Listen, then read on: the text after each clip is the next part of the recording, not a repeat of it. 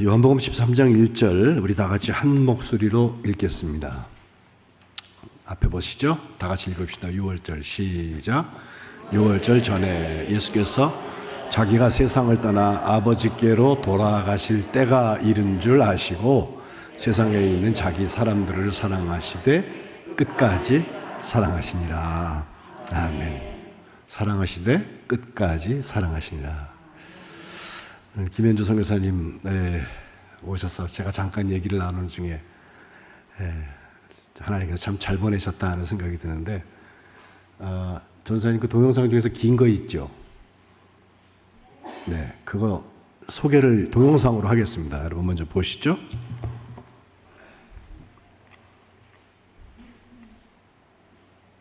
(1800년대) 후반 조선 서구 열강들의 세력 다툼과 반정부 봉기로 어수선했던 시대, 외국 선교사들은 크리스찬 선교의 비전을 가지고 기독교 학교를 만들었습니다. 그리고 그 씨앗은 자라 오늘날 명문 학교로 자리 잡은 연세대학 이화여대가 되었습니다.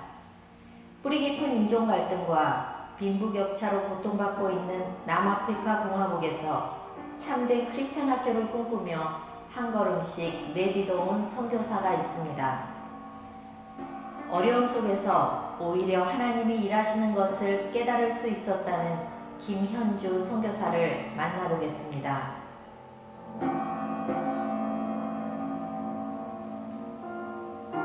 아프리카 최남단에 위치한 남아프리카 공화국. 김현주 선교사는 2001년 아프리카 교육 사역의 소명을 받은 남편 김종우 선교사를 따라 남아공에 도착했습니다. 우스터라는 작은 마을에서 포도농장 일꾼들을 섬기며 하나님의 사역을 시작합니다. 농장 일꾼들은 인종차별을 받던 혼혈인이 많았고 열악한 환경 속에서 알코올과 마약에 중독되어 생활하고 있었습니다.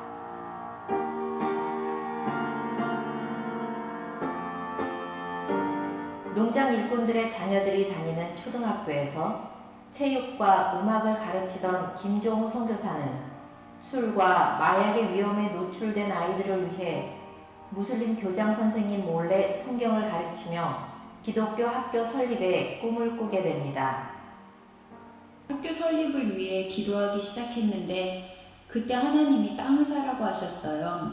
마침 14,000평의 땅이 나왔는데 저희는 그 땅을 살 재정이 없었어요. 후원 모금을 시작했지만 결국은 반밖에 채워지지 않았답니다.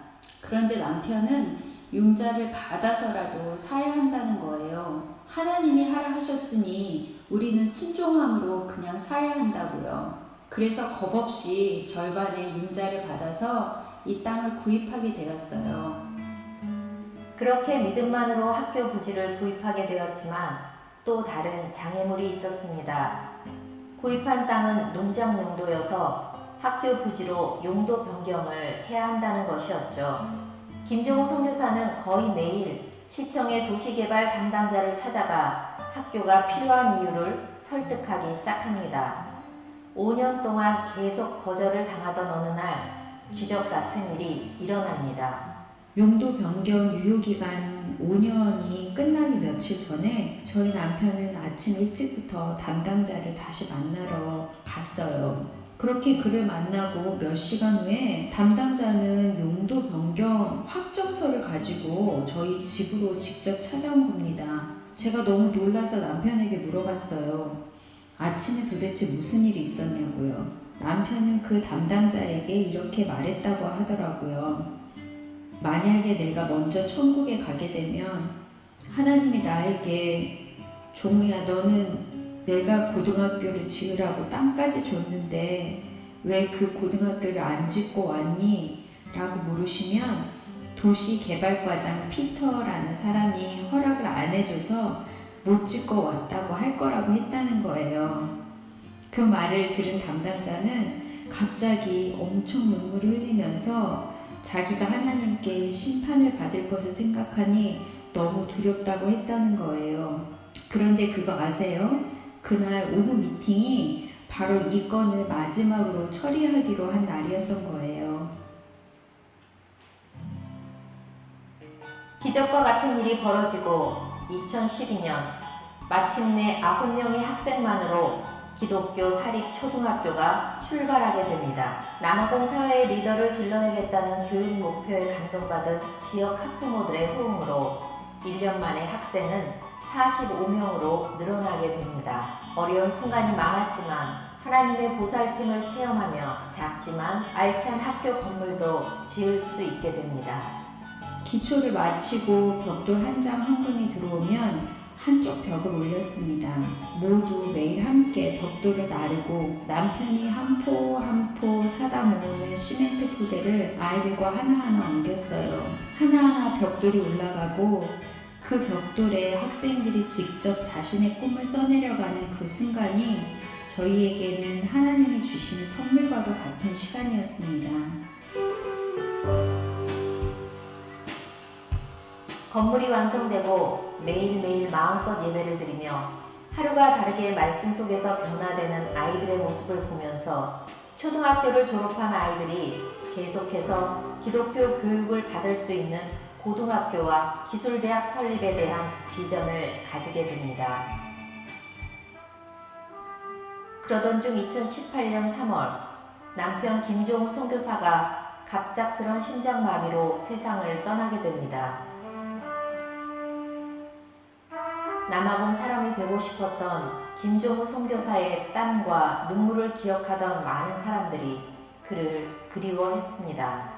When I remember that smile of him, that was beautiful. Come here, that smile, I don't forget it. I love that he was singing like that. It was strange for me that in my country, in my office, I get someone from Korea to come and show me what a Christian looks like. He was an example. I loved it. 남편의 환송 예배 후에 학교에 출근을 했는데 아이들이 저에게 막 달려와서 안아주었어요. 울지 말라고, 그리고 걱정하지 말라고요. 우리가 종우 선교사님이 부활하도록 기도하고 있으니까. 그래서 그때 저는 다짐했어요. 그가 꿈꾸었던 꿈들과 그가 학생들에게 했던 그 약속, 너희가 마음껏 찬양할 수 있는 학교를 만들어주겠다는 그 약속들은 반드시 다시 부활하게 해야 한다고요. 아이들에게 최고의 교육을 만들어주겠다는 사명감을 가지고 컴퓨터 클래스를 열고 좋은 선생님을 모시기 위해 절절히 기도하기 시작했습니다. 그런데 코로나 사태를 맞으며 학교는 또 한 번의 위기를 맞이합니다. 학생들의 60%가 판자촌에서 옵니다. 대부분 학부모들은 백인 가정에서 가정부나 정원사로 일을 하는데 팬데믹이 시작되면서 일자리를 잃게 되어서 먹을 것이 없는 지경에 이르렀습니다. 먹을 것도 없는데 학비를 내라는 말도 하지 못했습니다. 학교 경영이 어려워지고 후원하던 한국 교회들도 팬데믹으로 후원이 중단되었습니다. 학교 문을 닫으면 이 아이들이 어디로 갈지가 뻔했기 때문에 한국으로 돌아갈 수가 없었습니다. 계속되는 코로나 사태 때문에 일자리를 잃게 된 학교 학부모들을 위해 농장 프로젝트를 시작하게 됩니다. 학부모들이 학교의 빈 공간에 농작물을 키우고 이걸 팔아서 생계를 유지하게 할 계획이었죠. 일용할 양식을 얻을 수 있고 모두 다 하나 되는 공동체를 경험할 수 있어서 학부모나 아이들이나 김현주 선교사도 즐겁게 농장 일을 하고 있습니다. 감자라도 실컷 주고 싶어서 농사를 시작했습니다. 농사 초보자에게 하나님은 정말 특별한 은혜를 부어주셔서 풍성한 수확을 절기마다 주셨고 무엇보다도 일자리를 잃은 학부모들이 함께 일하며 소망을 품게 되었습니다. 학생들에게도 농업 기술을 가르치기 위해 농림부와 긴밀한 협의를 하고 있습니다. 겨자씨만큼이나 작은 믿음과 희망으로 시작된 남아공 사역이 이제 한 고비를 지나 새로운 차원으로 자라나고 있습니다. 코 흘리게였던 아이들이 이제 기독교 복음으로 단련된 든든한 청소년으로 자라 남아공 사회의 기둥을 꿈꾸게 되었습니다.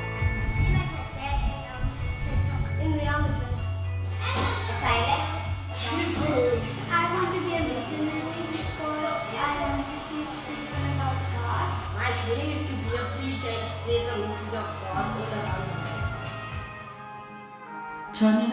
통해 믿음의 용사들이 자라나기를 기도하고 있습니다. 가난이나 환경에 굴하지 않고 가정과 지역과 나라와 아프리카와 열방을 향해 일어날 수 있도록 기도해 주세요. 이 아이들이 하나님 안에서 바르고 건강하게 자라는 것을 보는 것이 제가 이곳에 오늘도 머무는 단 한 가지 이유입니다. 길이 보이지 않을 때 하나님은 길을 만들어 주셨습니다. 희망 없던 아이들의 눈동자가 반짝이는 눈빛으로 변해왔듯이 이 아이들이 자라 남아공 사회의 지도자가 되고 더 많은 사람들을 하나님 나라로 초대하는 길잡이가 되기를 다 같이 기도해 주십시오. 하나님의 크신 손길을 찬양합니다. 하나님 사랑합니다. 큰 박수 한번 하시죠. 고맙습니다. 이야기를 직접 들어야 될 것 같아서 제가 선교사님을 모실 텐데 지금 박수의 딱 2배 크기로 한번 환영하겠습니다.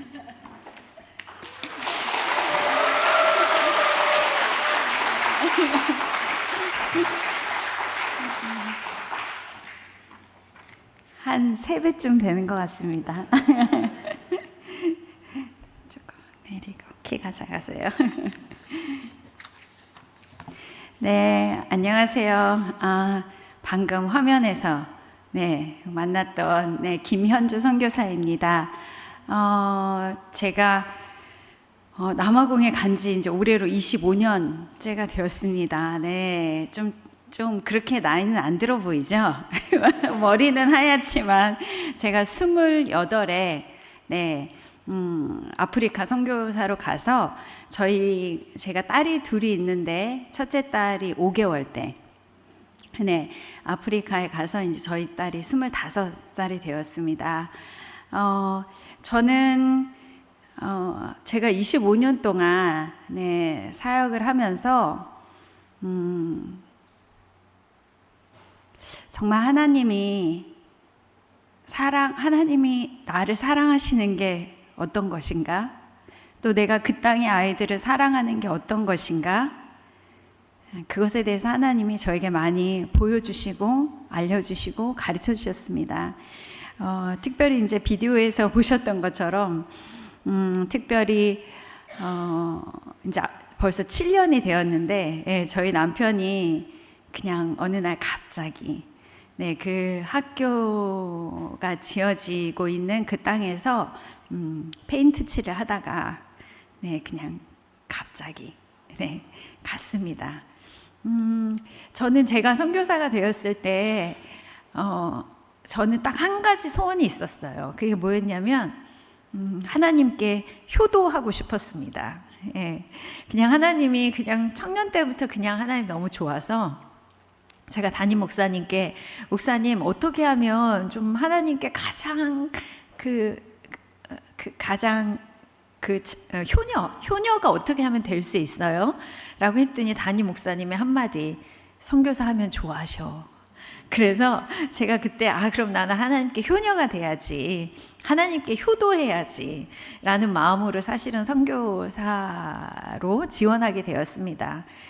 그래서 선교지에 있으면서 정말 말라리아가 걸려서 둘째를 임신했을 때는 제가 아이를 낳기 일주일 전에 몸무게가 39kg가 나갔었어요. 정말 그 정도로 힘들고 많이 아프고 해서 병원에 갈 수도 없는 상황에 온 몸에 다 뜸을 떠가지고 몸에 뜸으로 난 화상이 엄청 많이 있습니다. 그럼에도 한 번도 선교사로 나간 거를 후회하지 않았어요. 내가 이게 하나님을 사랑하는 그 바울에게 있었던 흔적, 나에게 있었던 흔적, 내가 하늘나라에 갔을 때 그 내 사랑하는 딸아, 내가 너의 효도를 참 많이 받았다. 하나님이 그렇게 칭찬해 주실 것을 기대하고 정말 열심히 아프리카의 선교사로 살았습니다. 제가 그 둘째를 임신했을 때 아프리카에 있었었는데 매일매일 제가 처음에 딱 아프리카에 선교사를 나갔을 때는 정말 이 아프리카 땅을 하나님께 돌려드린다. 정말 이 모든 영혼을 다 구원해서 이 모든 아프리카 땅을 다 정말 이 어린 영혼들을 하나님께 인도해야지라는 큰 포부를 가지고 갔는데, 사실은 막상 가보니까 또 둘째를 임신하고 보니까 매일매일 기도하고 생각나는 게 뭐였냐면 먹을 거였어요. 짜장면이 너무 먹고 싶고, 포도가 너무 먹고 싶고, 사과도 먹고 싶고, 잡채도 먹고 싶고, 떡볶이, 순대볶음, 골뱅이 무침, 뭐 짜장면, 짬뽕. 그래서 매일매일 조그마한 요만한 노트에다가 매일매일 하는 게 1번부터 30번까지 먹고 싶은 거를 적는 거였어요. 매일 밤마다. 하나님께 너무 부끄러웠어요. 내가 효도하겠다고 와서는 맨날 이 먹는 것 때문에 이렇게 질질 짜고 있구나. 그런데 그러면서도 어쨌든 저희 남편은 저를 보고 제가 이렇게 정말 막달 아기 낳기 일주일 전에 39kg가 나가니까 얼마나 진짜 뭐 북한 어린아이가 됐겠어요. 네. 그래서 저희 남편도 이렇게 기도했대. 하나님, 이러시면 안 됩니다. 하나님 입장 바꿔 생각해 보십시오. 당신도 아빠, 나도 아빠인데 지금 내 아내가 이렇게 사는데 지금 이러시면 안 되죠. 이제 저희 남편도 그렇게 기도했대요. 그러면서 하나님께 내일 저 짐 싸가지고 다시 돌아갑니다, 한국으로. 근데 그날 밤에 제가 밤에 잠꼬대를 하는데 제가 거의 미친 사람처럼 꿈에서 맛있다, 맛있다, 맛있다 이렇게 잠꼬대를 한 거예요. 그래서 저희 남편이 그때 결정한 거죠. 이제 이 여자가 실성을 하겠구나. 그러니까 실성하기 전에 한국에 데려가야겠다. 근데 그날 밤에 하나님께서 꿈속에서 저에게 아주 멋진 상을 차려주셨어요. 멋진 상, 정말 지금도 잊혀지지 않는 아주 멋진 테이블이 있고 촛대가 있는 그 멋진 상에 맛있는 음식을 다 차려주셔서 아침에 일어났는데 정말 배가 부른 거예요. 아침에 일어났는데, 그래서 저는 너무 행복하게, 여보, 나 어젯밤에 내가 먹고 싶은 거 다 먹었어. 그리고 아침에 일어나서 밥에다가 소금에다가 오이가 그때 저희 밥이었거든요. 그거를 차려놨는데 제 눈에만 꿈에서 봤던 그 밥상이 계속 밥끼마다 3일 동안 그게 펼쳐지는 거예요. 그래서 제가 저희 남편한테, 여보, 당신 잡채 좋아하잖아, 잡채 좀 먹어봐. 나는 안 보인대. 자기는 안 보인대요. 믿음이 없는 자요. 제 눈에만 하나님이 그렇게 보게 해주셨어요. 근데 제가 제일 먹고 싶었던 게 1번, 2번, 3번이, 1번이 포도, 2번이 짜장면, 3번이 골뱅이 무침이었어요. 근데 3일 내내 그 몇 끼마다 그 상이 보였는데 이상하다. 골뱅이 무침이 어디 있었지? 너무 많아서 잘 기억이 안 나는 거예요. 포도가 어디 있었지? 골뱅이 무침, 짜장면이 어디 있었지? 내가 다음 끼에 짜장면을 먹어야지 하고 다음 끼가 돼서 다시 눈앞에 보여지는데 짜장면과 제가 제일 먹고 싶었던 3가지가 없는 거예요. 제가 하나님께, 하나님 좀 살짝 치사하시네요. 제가 그랬어요.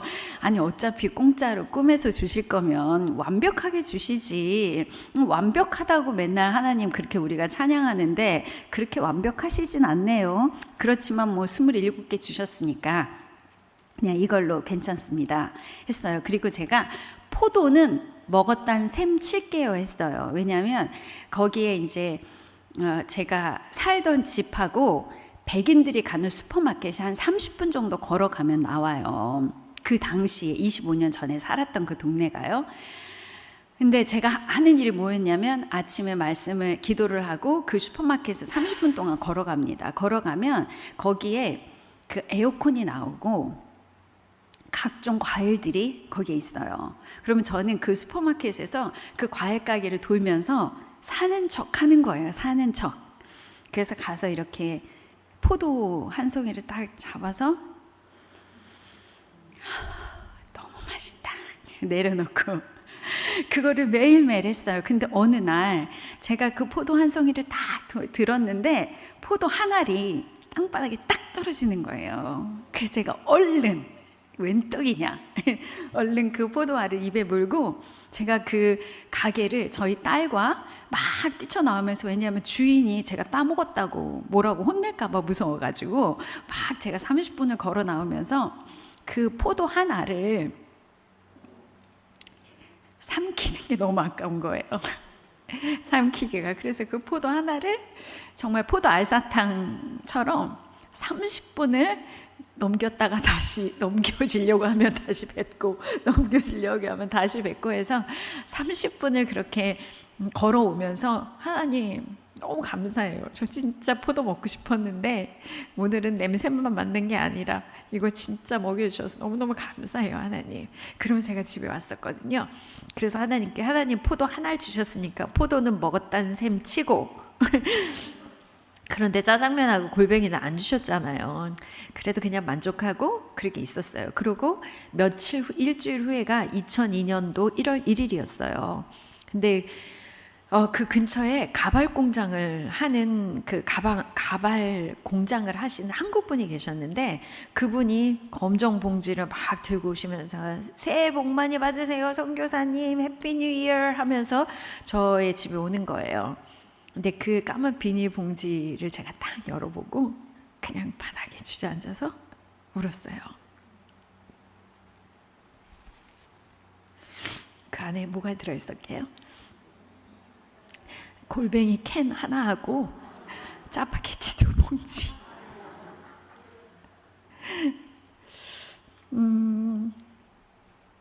그렇게 제가 철없이 간 아프리카 땅에서 하나님은 제 수준에 딱 맞게 내가 너의 신음을 듣고 있어. 네가 부끄러워서 나한테 기도도 마음껏 못했지만 난 너의 신음을 듣고 있어. 난 네가 행복했으면 좋겠어. 난 네가 먹고 싶은 거 먹을 수 있었으면 좋겠어. 그래서 저의 선교 사역이 그렇게 시작이 되었습니다. 그래도 너무 감사했어요. 너무 기쁘고 원망하지 않았고. 그런데 제가 원망할 일이 생겼잖아요. 여러분 이제 소개 영상에서 보셨던 것처럼 7년 되었습니다. 2018년 3월에 저희 남편이 가게 되었어요. 그래서 제가 매일매일 울었어요. 정말 많이 울었어요. 한 번도 생각해 보지도 않았고 아프다가 가지도 않았기 때문에 정말 꿈만 같았고 되돌리고 싶었고 그리고 제가 하나님께 버림받은 것 같았어요. 금방 찬양에 내 너를 버리지도 않으리라 그 찬양이 있었죠. 근데 저는 하나님이 저를 버리신 것 같았어요. 그래서 기도할 수도 없었고 기도하고 싶지도 않았고 아무것도 할 수가 없었어요. 그래도 하나님을 붙잡아야지 살 수 있다는 건 알아서 정말 큰 소리로 기도하고 싶었어요. 하나님께 좀 제 소리 좀 들어주세요. 그리고 아주 팔을 끝까지 뻗어서 하나님 저 좀 붙잡아 주세요 이렇게 하고 싶었는데 말도 나오지 않았고 손을 들 힘도 없었어요. 그런데 제가 그때 하나님 저 어떤 기도까지 했냐면 하나님 저 교통사고 같은 거 나서 이렇게 기억상실증 있잖아요. 기억상실증 걸리면 내가 울지 않고 사역할 수 있으니까 저 기억상실증 좀 걸리게 해주세요. 저는 여기 있을 건데 이렇게 그립고 울고 외롭고 원망하면서 이렇게 선교지에 있고 싶지 않아요. 그러니까 저 기억을 좀 싹 없애주세요. 그렇게도 기도했었어요. 그랬는데 어느 날 제가 어떤 분이 쓴 책을 읽었는데요. 그 책에 어떤 내용이 있었냐면요. 어떤 사람이 산 꼭대기에 물이 없는 산 꼭대기에 살고 있는데 물을 길러 산 밑으로 내려와야 되는 거예요. 그래서 힘들게 이렇게 양쪽에다가 물동이를 들고 산 밑에 내려와서 물을 가지고 산 위에 올라가요. 그런데 하나의 물동이는 아주 온전한 물동인데 하나의 물동이는 깨어지고 금이 간 거예요. 그러니까 이 깨어지고 금이 간 물동이가 주인님한테 주인님 왜 미련하게 왜 온전한 물동이 2개를 가져가서 사용하면 좋을 건데 왜 이렇게 깨진 물동이인 저를 왜 이렇게 데리고 다니십니까? 그 물동이가 주인에게 물었대요. 주인이 그때 그래 깨진 물동이야 이거를 좀 와서 봐라 하면서 그 깨진 물동이가 걸어온 길을 보여줬대요. 주인이. 그랬는데 온전한 물동이가 지나온 길은 바짝 마르고 아무 생명도 자라지 않았지만 깨진 물동이에서 그 흐르는 물 때문에 그 깨진 물동이가 지나온 길에는 아주 예쁜 꽃들이, 아주 아름다운 생명이 피어났다는 거예요. 저는 제가 하나님께 온전한 물동이로 사용되고 싶었어요. 그런데 하나님은 저를 깨지게 하셨고, 그 깨지게 하신 이유가 바로 이제는 생명이 피어나고 꽃이 피어날 때라서 저를 깨뜨리게 하셨다는 걸 알게 되었어요. 그래서 제가 하나님께 기도해서 하나님, 그러면 이제부터는 제가 울지 않고 가게 해달라고 기도하지 않을게요. 울면서라도 제가 울면서라도 갈게요. 울면서 갈 수 있도록, 그렇지만 멈추지 않고 울면서라도 갈 수 있도록 하나님 저 좀 도와주세요. 그래서 저는 여지까지도 울면서 또 웃기도 하고, 울다가 웃으면 어떻게 된다 하지만 하루에도 울다가 웃기를 아주 반복을 하면서 그 땅에 살고 있습니다. 저는 처음에 제가 선교사를 나갔을 때 이 아이들에게 제가 뭔가를 해줄 수 있는 사람이라고 생각했어요. 학교도 지어주고, 아이들 빈민촌에 가서 먹을 것도 나눠주고, 신방도 하고, 같이 농사도 짓고 하면서 이 사람들에게 제가 뭔가를 해줄 수 있는 사람이라고 생각했어요. 그랬는데 제가 매일매일 학교를 가잖아요. 저희 남편이 가고 나서 어떤 아이가, 초등학교 2학년짜리 아이가 6개월을 매일매일 저희 방에 와서, 제 방에 와서, 제 교장실에 와서 했던 이야기가 있어요. 선교사님, 걱정하지 마세요. 종우 선교사님은 예수님이었으니까 3일 만에 부활할 거예요. 오늘 집에 가면 살아서 방에 계실 거예요. 그러고 그 다음날 옵니다. 어제 종우 선교사님 안 왔어요, 집에? 제가 안 왔어. 아마 좀 멀어서 그런가 봐요. 내일은 올 거예요. 아이가 매일매일 6개월 동안, 6개월이 지난 다음에는 이제 알았나 봐요. 그 부활이 아니라는 거. 그랬는데 그렇게 매일매일 저에게 용기를 내라고 해주는 그 아이. 그리고 제가 학교를 가면은요, 학교에서 차를 딱 내리면 아이들이 저의 이름을 부르면서, 제가 영어 이름은 커니예요. 커니. 그리고 맴은 선생님이라는 뜻이에요. 아이들이 맴 커니 하면서 저에게 막 달려와요. 제가 뭐 그 연예인처럼 아이들이 저에게 막 달려와요. 그러면 제 가방을 막 서로 들어주려고 애들이 막 싸워요. 그래서 제 가방은 10개예요. 10개, 10명 애들은 많이 줘야 되니까 하나로 절대 안 들어요. 아이들한테 다 그렇게 10개를 막 나눠주면 아이들이 그거를 저희 방에 갖다 놓고, 다시 제가 운동장으로 나오면 저를 너무나 따뜻하게 제 발도 잡고 머리도 잡고 제 어깨도 잡으면서 저에게 달려와요. 그런데 저는 그 아이들이 막 달려와서 저를 안아줄 때 제가 너무너무 좋아요. 너무너무 좋고, 제가 아이들이 저를 향해서 달려올 때 저는 알게 되더라고요. 아이들이 뭐가 필요한지. 이 녀석 어저께 할아버지가 저 2,000km 넘는 데서 할아버지가 돌아가셨다고 하는데 이 집이 거기에 갈 차비는 있을까? 이 엄마가 어저께 아파서 병원에 갔다고 하는데 오늘 도시락은 싸왔을까? 이런 게 보여요. 제가 그때 알게 되었습니다. 아이들이 저희 이름만 부르는데도 저는 아이들의 필요를 알잖아요. 하나님도 그러셨겠구나.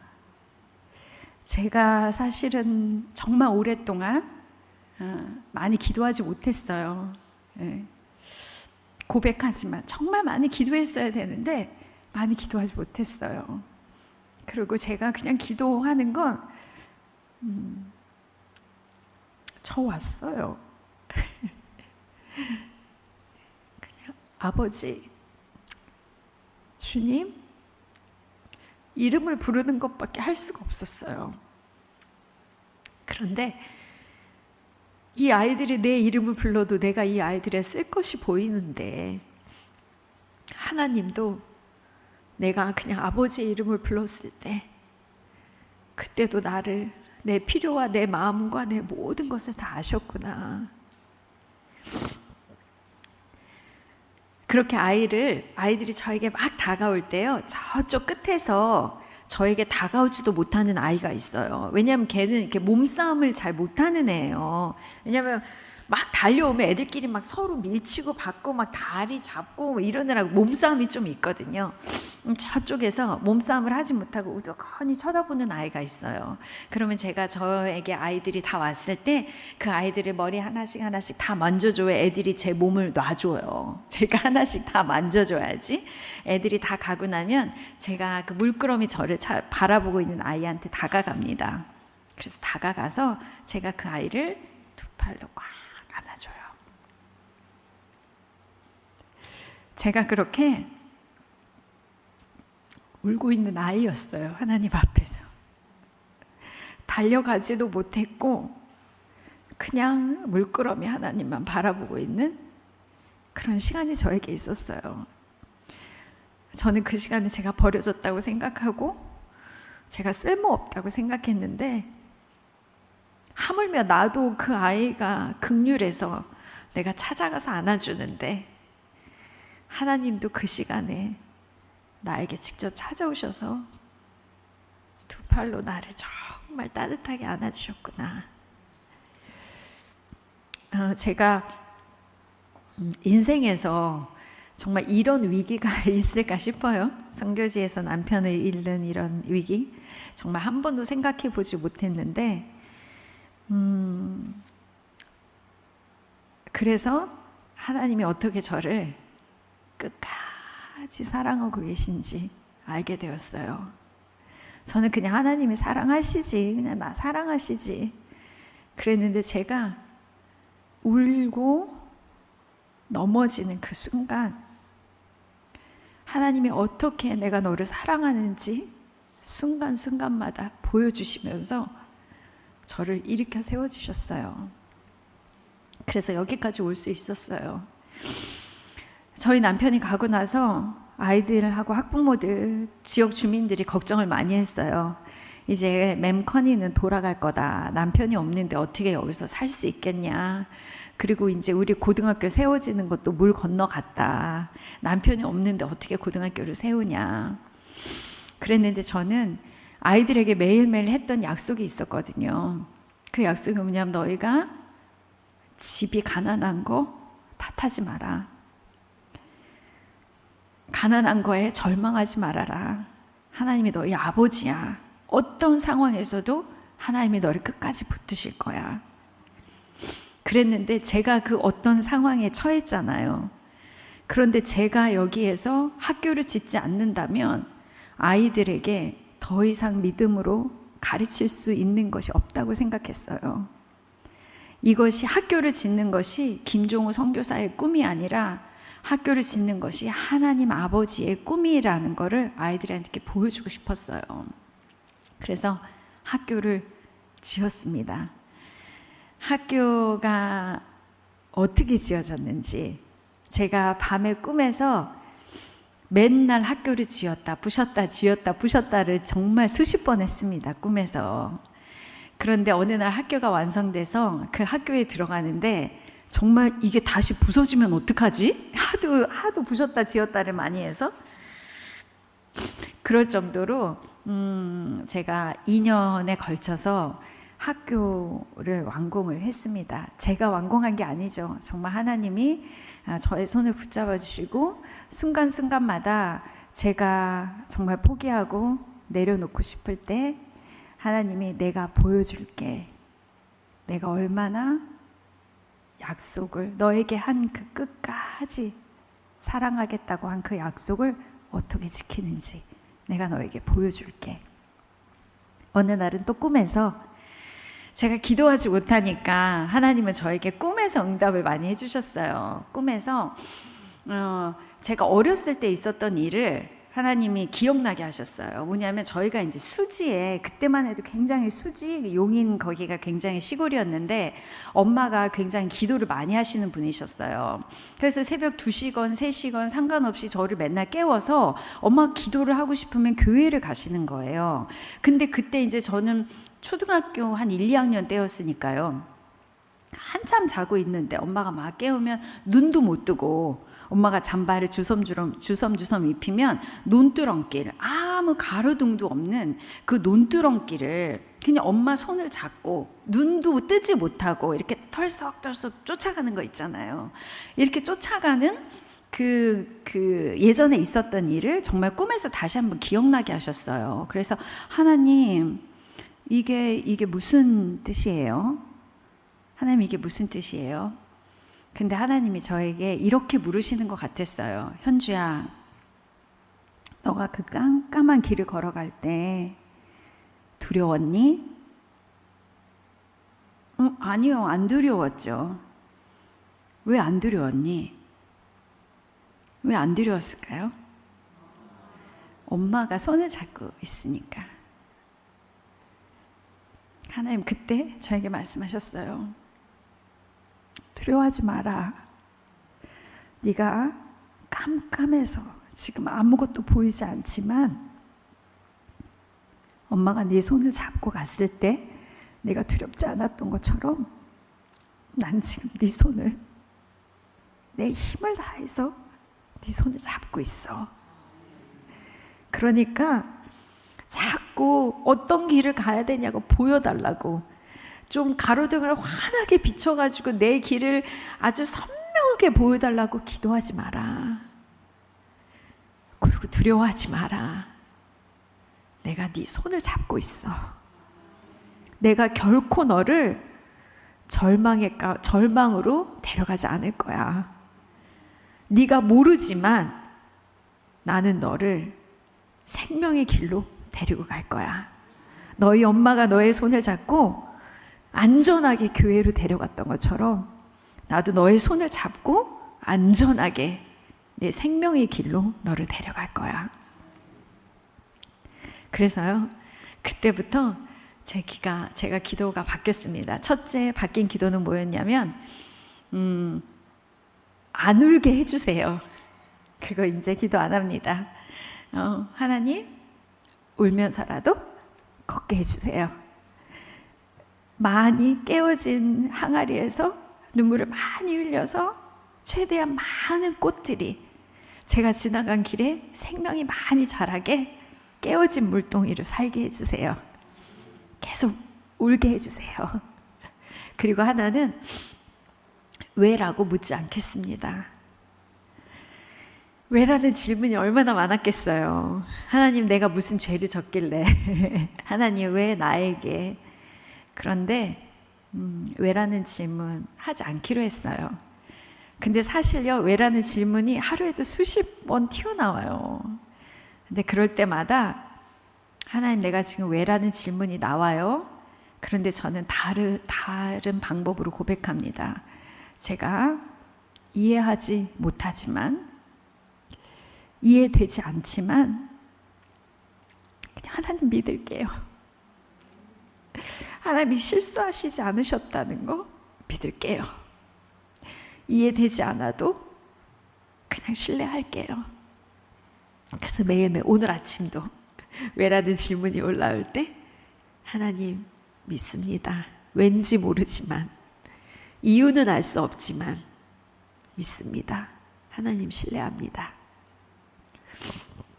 이렇게 하나님을 신뢰하다 보니까요, 배짱이 생기는 거예요. 예전에는 뭘 길을 알아서 가가지고 이렇게 뭐 논리적으로 착착착착착 준비를 해서 배짱이 생겼는데, 이제는 뭐 깜깜해도 그냥 하나님이 손 잡고 계신다니까, 두려워하지 말라니까 어느새 이렇게 크게 배짱이 생겼는지 배짱이 생기는 거예요. 팬데믹이 시작되면서 저희가 이제 학부모들이 빈민이 굉장히 많아요. 그러니까 학교도 못 오고 애들 도시락도 못 사주고 이러니까 이제 저희가 그 식료품을 조금씩 사서 학부모 가정에 나눠주기 시작했어요. 빈민촌에. 그랬는데 그 팬데믹이 오래 가면서 한 달, 두 달, 세 달이 지나면서 가지고 있는 돈은 얼마 없는데 사람들이 계속 너무 어려우니까. 그래서 제가 그런 이제 빈민촌에 학부모들 가정만 방문을 해서 해주니까 그 학부모 가정 옆에 있는 다른 사람들도 아니 왜 나도 굶는데 왜 나는 안 주냐. 근데 제가 그 수천 명을 다 먹일 수는 없잖아요. 근데 어떤 사람이 저한테 이러는 거예요. 어느 날은 네 딸이 어느 학교 다니고 있는지 내가 다 알고 있어. 네 남편 죽은 것도 다 알고 있어. 아니 내일 나한테 음식 안 갖다 주면 내가 너 딸 다니는 학교에 찾아갈 거야. 이렇게 이제 협박하는 사람들까지 생기기 시작했어요. 그래서 경찰을 동원해서 경찰이 저를 에스코트를 해서 제가 그 식료품을 나눠줬습니다. 근데 어느 날은 어떤 사람이 저의 전화번호에 문자 메시지를 보냈어요. 선교사님, 내가 선교사님이 나를 모르지만 나는 선교사님이 매일매일 내 옆집에 가져다 주는 그 감자, 저에게 그 감자 2kg만 한 번만 주시면 안 됩니까? 저에게 그런 메시지가 왔어요. 그래서 제가 하나님께 기도했어요. 하나님, 나 돈 좀 많이 주세요. 감자 좀 실컷 사가지고 이 1.5톤 트럭에, 제가 트럭을 몰고 가거든요. 1.5톤 트럭에 마음껏 실어가지고 필요한 사람, 다른 건 몰라도 고기도 아니에요. 감자라도 실컷 주고 싶으니까 하나님 나 돈 좀 많이 주세요. 근데 하나님이 딱 한마디 하시더라고요. 돈 줄게. 이러셨으면 얼마나 좋아요. 그게 아니라 심어. 뭐라고요? 심어. 그래서 그때 이제 고등학교를 지으려고 하는 땅에 있었으니까 심으라고요? 왜요? 어떻게 해요? 이렇게 물어보지 않기로 했잖아요. 네, 알겠습니다. 그래서 제가 정말 농자의 니은자도 모르고요. 저는 무슨 감자도 무슨 양배추 씨, 부추 씨처럼 무슨 이런 씨앗이 있는 줄 알고 씨앗을 찾으러 얼마나 헤맸나 몰라요. 근데 나중에 알고 보니까 감자를 그냥 심으면 된다면서요. 그럴 정도로 모르고 감자를 심었어요. 그리고 일자리를 잃은 우리 그 빈민촌의 학부모들과 함께 농사를 시작했습니다. 농사가 이렇게 쉬워요? 너무 농사가 잘 되는 거예요. 그래서 농사를 수확하고 그 수확한 거를 사람들에게 마음껏 나눠주고 또 함께 일했던 학부모들은 그거를 싸게 사가지고 가서 자기 동네에 아주 싼 값에 팔기도 하고 이렇게 되는 것까지 하나님이 하게 하셨어요. 제가 감자 씨를 찾던 사람이 아주 농사에 베테랑이 되어 가고 있습니다. 그거는 그냥 앞뒤 가리지 않고 하나님이 심으라 하니까 하나님이 물도 주시고 날도 주시고 하나님 그렇게 수확하게 하셨어요. 그렇게 수확을 막 하다 보니까요, 이제 농사가 조금씩 어려워지기 시작한 게 뭐였냐면 뭐 찌꺼기도 나오고 뭐 이런 거를 거름으로 주는 게 한계가 있더라고요. 양배추 껍데기니 뭐 이런 거 있잖아요. 그래서 하나님 이건 또 어떻게 처리해야 돼요? 하나님 진짜 이것도 일이에요. 너무 힘들어요. 근데 하나님이 또 딱 한마디 하시더라고요. 이번에 뭐라고 하셨냐면 돼지. 그래서 돼지요? 그리고 에라 모르겠다 그리고 돼지 2마리를 샀습니다. 그래서 그 있는 그 찌꺼기 있죠? 예, 그런 양배추 이파리 이런 거를 열심히 했더니 한 10개월 지났는데 오늘 아침에 가보니까 돼지가 8마리 새끼를 낳은 거예요. 아니 이건 또 어떻게 키워? 그리고 또 열심히 또 먹였습니다. 한 2달 있다가 또 다른 돼지가 또 7마리를 낳습니다. 그래서 돼지가 20마리가 된 거예요. 그렇게 20마리가 돼서 나중에는 그거를 갖다가 파리가 너무 많이 와가지고 아이들 공부를 못할 정도가 돼가지고 나중에는 그 돼지를 빈민촌에 있는 가정교회 또 빈민촌에 있는 가족들에게 나누어져서 그곳에서 돼지를 팔고 그걸로 이제 교회를 운영할 수 있도록 그렇게 했습니다. 이렇게 하다가 하나님 저 이제 빨리 팬데믹이 끝나야지 고등학교를 짓죠. 고등학교를 지은 지 이제 3년 됐습니다. 팬데믹이 끝나면서 바로 고등학교를 지었거든요. 하나님이 또 한마디 하십니다. 하나님 저 너무 고등학교 지어야 되는데 하나님 어떻게 해요? 고등학교 짓게 해주세요. 어떻게 해요? 고등학교 져야 돼요. 하나님 또 뭐라고 하시게요? 지어. 하나님 너무 심플하세요. 그 배짱이 어디서 왔는지 모르겠어요. 그래요 하나님? 하나님도 지으라고 하니까 뭐 돼지도 2마리로 20마리 되게 했는데 지으라고 하시니까 벽돌 한 장으로 시작합니다. 그래서 학교, 고등학교를 아주 멋지게 지었습니다. 그 동네 저는 정말 건축도 할 줄 몰랐어요. 할 줄 몰랐어요. 그런데 공부하면서 이게 자재를 공부하고 자재를 사러 발품을 하면서 그러면서 정말 하나님이 지혜를 주시고 좋은 사람을 만나게 해주셔서 저희 동네에서 가장 멋진 건물, 이게 학교야? 어떻게 이렇게 학교를 지을 수 있어? 제가 목사님한테 말씀드렸어요. 언제 한번 와보세요 제발. 저희 학교, 저희 학생들 좀 자랑하고 싶어요. 목사님이 저를 만나셨을 때는 제가 저희 남편이 가고 가장 힘들었던 때였어요. 2달 지나고 나서 목사님이 저희 학교에 찾아오셨어요. 저는 그때 목사님을 처음 뵀어요.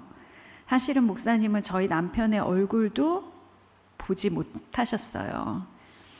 그런데 저의 소식을 들으시고 찾아와 주셨어요. 그래서 그때 오셔서 위로해 주시고 기도해 주시고, 그렇게 제가 정말 낭망하고 있을 때 하나님이 한 분의 천사를 보내주시면서 제가 이렇게 끝까지 이 길에 있을 수 있도록 하나님이 저를 붙잡아주고 계십니다.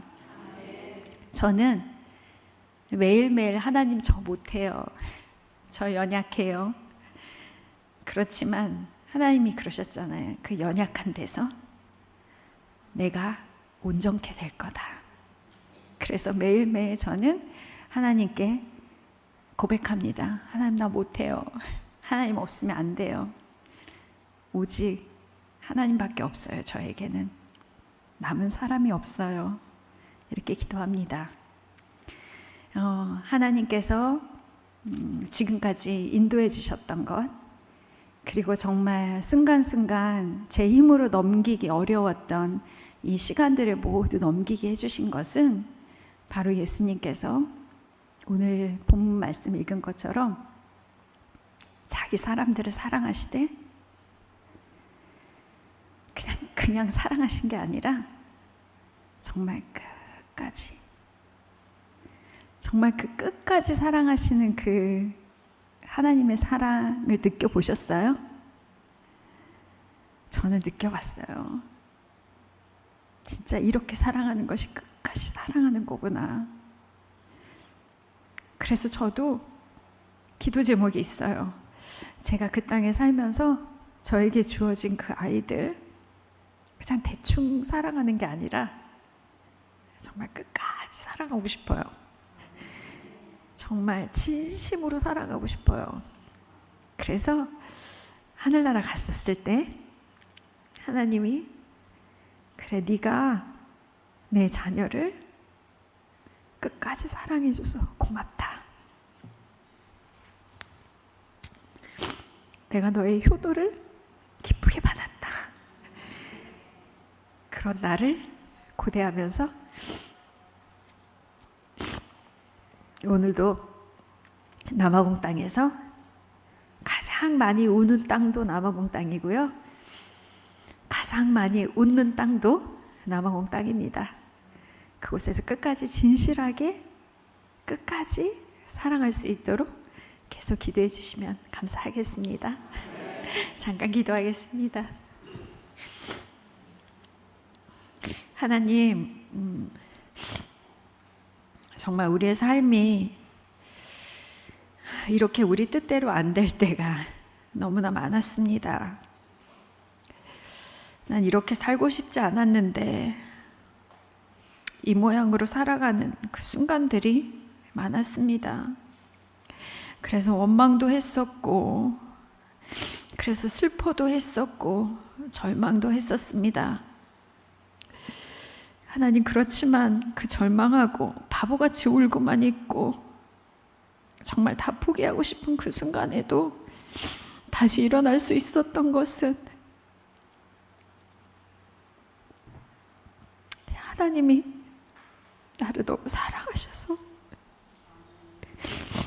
그것으로 다시 일어날 수 있었습니다. 주의 인자가 생명보다 낫다고 주님 말씀하셨습니다. 나에게 내가 가장 좋아했던 생명은 없어졌지만 주의 인자하심이 그 생명보다 더 크다고 날마다 고백하게 해주셔서 감사합니다.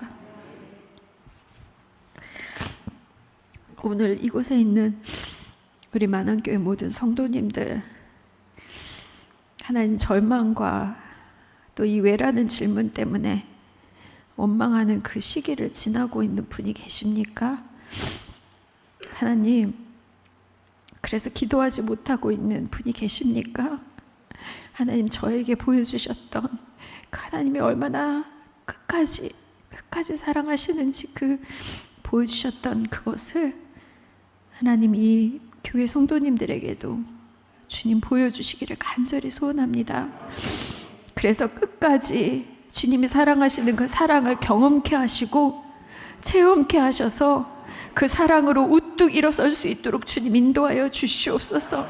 그냥 그 자리에서 일어나는 것뿐만 아니라 하나님 그 사랑의 힘으로 생명을 살리는 일에 동참할 수 있도록 주여 인도하여 주시옵소서. 하나님, 우리가 이대로 왔다가 그냥 아버지 하나님 그냥 평범하게 살아가지 아니하도록 도우시고 정말 하나님의 나라에, 하나님의 그 나라 확장에 우리가 쓰임받으며 살아갈 수 있도록 주여 인도하여 주시옵소서. 그것이 우리의 힘으로 되지 않습니다. 우리가 날마다 주님밖에 없습니다. 고백하게 하여 주옵소서. 주님밖에 없습니다. 이 가난한 고백이, 이 보잘것없는 고백이지만 이 고백으로 우리가 능력 있는 삶을 살아갈 수 있도록 주여 인도하여 주시기를 간절히 소원합니다. 오늘 하나님의 이 끝없는 사랑을 경험케 하시고 다시 기억케 하시고 다시 하나님께 감사하는 시간을 허락하여 주셔서 감사드립니다. 예수님의 이름으로 기도했습니다. 아멘.